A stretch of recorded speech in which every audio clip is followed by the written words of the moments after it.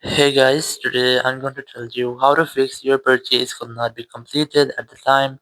Contact with iTunes support. If you are using any iPhone or iPad and you're facing the issue that your purchase could not be completed, so let's see some possible fixes for this. So it might be a network issue. You can easily fix that by fixing your network. So the very first thing, open your settings app and just make sure that you're not connected to any kind of VPN, and you have to also make sure that you have a stable and strongest network connection. Then go to general and go to software update and just try to update your software. After updating software, go back and go to transfer reset iPhone. Select reset, then select reset network settings. Enter the iPhone passcode and then tap on reset network settings when the confirmation message pop up.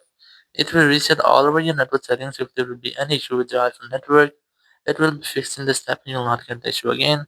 So after resetting your network settings, just try to make a forced restart with your iPhone. Now to do this quickly, press on the volume up, then volume down, then press and hold the power button and wait for your phone until its screen goes fully black.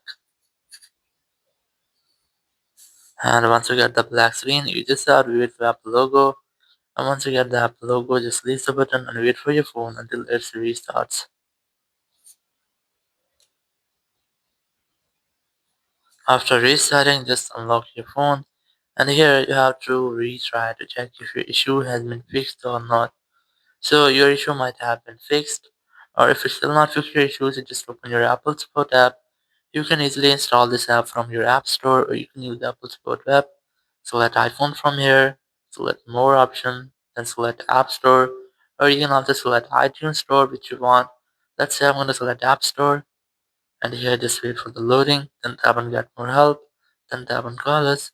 After that, you'll find a phone number. Whenever you want to talk, you have to simply dial this phone number and you will be connected with Apple Support team member. You can discuss about your issue and get official help from there.